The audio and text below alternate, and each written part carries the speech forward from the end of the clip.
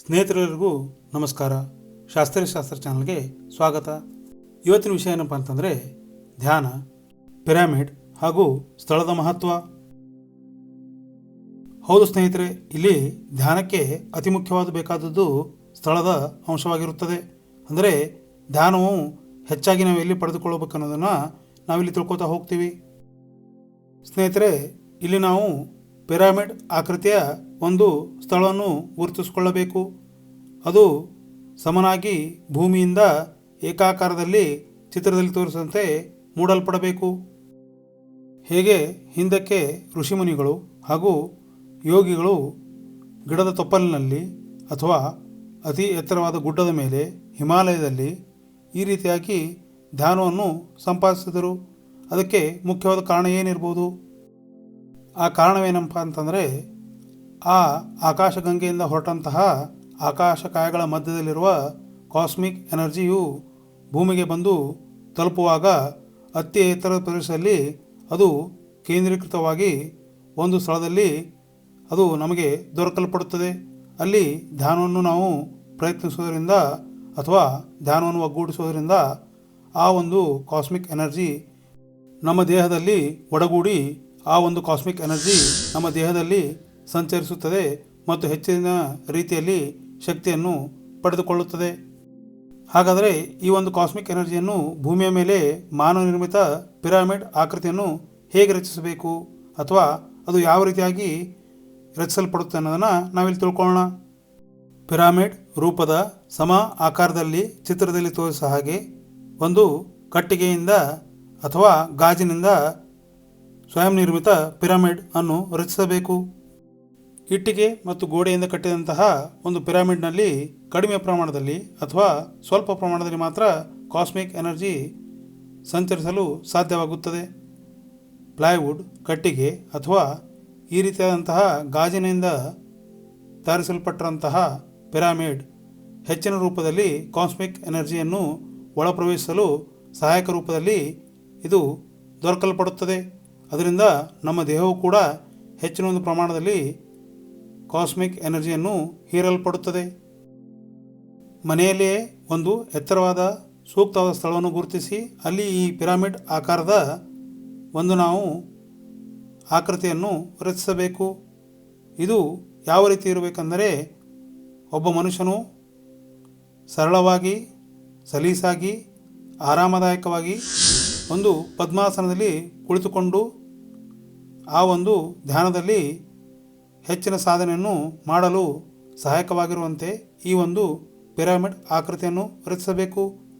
Pyramid ಎಷ್ಟು ದೊಡ್ಡದಾಗಿ ರಚಿಸುತ್ತೇವೆಯೋ ಅಷ್ಟು ಕಾಸ್ಮಿಕ್ ಎನರ್ಜಿಯನ್ನು ಹೊಂದಿಕೊಳ್ಳಲು ಸಹಾಯವಾಗುತ್ತದೆ.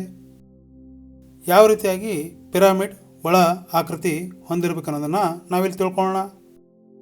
ಇಲ್ಲಿ ನಾವು ಪಿರಮಿಡ್ ಒಳ ಆಕೃತಿಯು ಸಮತಟ್ಟಾಗಿ ಮತ್ತು ಎತ್ತರದಲ್ಲಿ ಮೂರನೇ ಒಂದು ಭಾಗದಲ್ಲಿ ನಾವು ಕಟ್ಟಬೇಕು.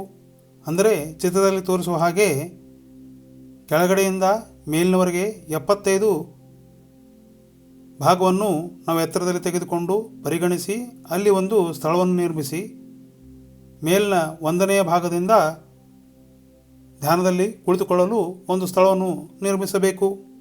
ಏಕೆಂದರೆ ಕಾಸ್ಮಿಕ್ ಎನರ್ಜಿ ಹರಿದು ಬಂದಾಗ ದೇಹವನ್ನು ಸಲೀಸಾಗಿ ಪ್ರವೇಶಿಸಲು ಇಲ್ಲಿ ಸಹಾಯವಾಗುತ್ತದೆ.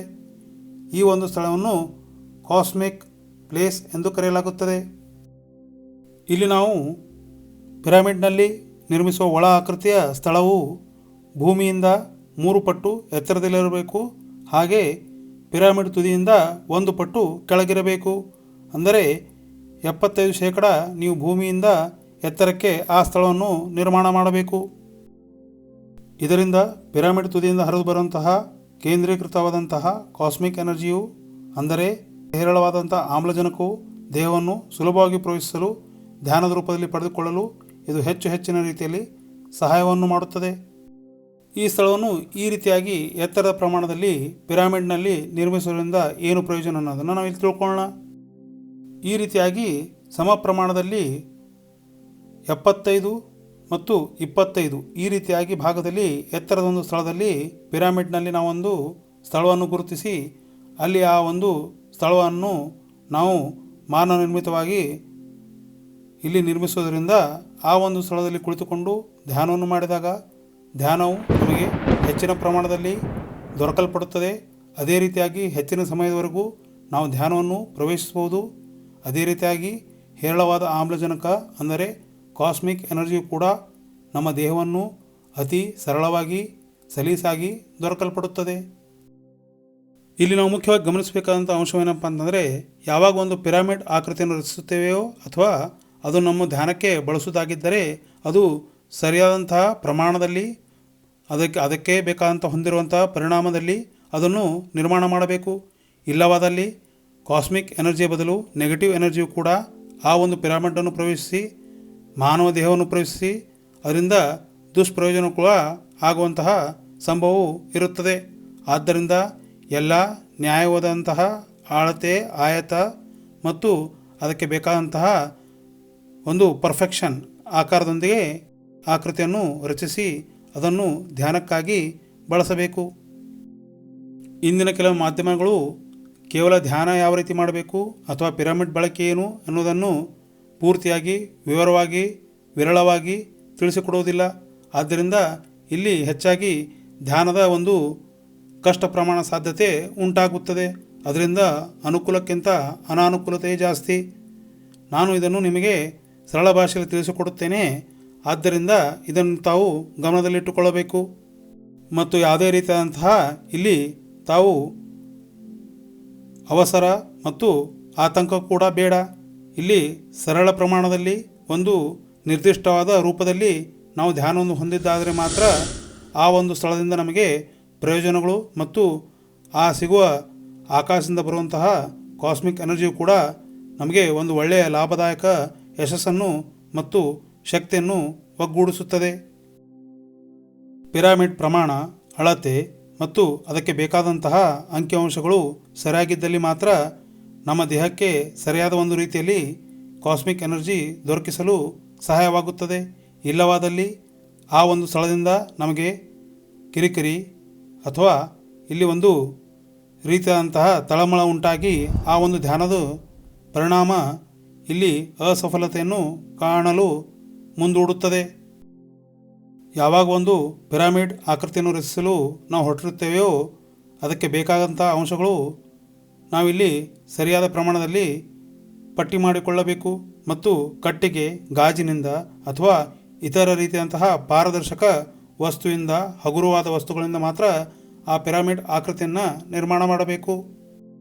ಆ ಒಂದು ಪಿರಮಿಡ್ ಆಕೃತಿ ಸರಿಯಾದ ಪ್ರಮಾಣ, ಪರಿಣಾಮ, ಅಳತೆ ಮತ್ತು ಅದರ ಆಯಾಮಗಳನ್ನು ಇಲ್ಲಿ 100% ಹೊಂದಿರಬೇಕು.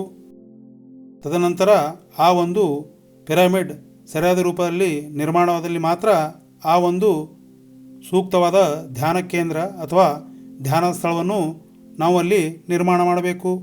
ತದನಂತರ ಆ ಒಂದು ಪಿರಮಿಡನ್ನು ನಾವು ದಿನನಿತ್ಯ ಧ್ಯಾನಕ್ಕೆ ಆ ಒಂದು ಸ್ಥಳವನ್ನು ಉಪಯೋಗಿಸಿಕೊಳ್ಳಬಹುದು ಮತ್ತು ಅದರಿಂದ ಹೆಚ್ಚಿನ ಲಾಭವನ್ನು, ಹೆಚ್ಚಿನ ಧ್ಯಾನವನ್ನು, ಹೆಚ್ಚಿನ ಕಾಸ್ಮಿಕ್ ಎನರ್ಜಿ ಅಂದರೆ ಆಕಾಶಕಾಯದಿಂದ ಹೊರಟಂತಹ ಹೇರಳವಾದ ಆಮ್ಲಜನಕವನ್ನು ಪಡೆದು ಧ್ಯಾನವನ್ನು, ದೇಹವನ್ನು ಉನ್ನತ ಮಟ್ಟಕ್ಕೆ, ಜ್ಞಾನವನ್ನು ಕರೆದುಕೊಂಡು ಒಯ್ಯಬಹುದು. ಇನ್ನೂ ಹಲವಾರು ಕುತೂಹಲಕರ ಮಾಹಿತಿಯೊಂದಿಗೆ ನಾನು ನಿಮ್ಗೆ ಭೇಟಿ ಆಗ್ತೀನಿ. ಅದರಿಂದ ಈ ವಿಡಿಯೋ ನಿಮಗೆ ಇಷ್ಟ ಆದರೆ ಲೈಕ್ ಮಾಡಿ, ಹೆಚ್ಚು ಶೇರ್ ಮಾಡಿ, ಇದರಿಂದ ಎಲ್ಲರೂ ಉಪಯೋಗ ಪಡ್ಕೊಳ್ಳಿ. ಹಾಗೆ ಚಾನಲ್ನ ಕೂಡ ಸಬ್ಸ್ಕ್ರೈಬ್ ಮಾಡೋದು ಮರಿಬೇಡಿ. ನಿಮ್ಮ ಆರೋಗ್ಯನ ಕೂಡ ಕಾಪಾಡಿಕೊಳ್ಳಿ. ಮುಂದಿನ ವಿಡಿಯೋದಲ್ಲಿ ಸಿಗೋಣ. ವಿಡಿಯೋ ವೀಕ್ಷಣೆಗೆ ಧನ್ಯವಾದಗಳು. ನಮಸ್ಕಾರ.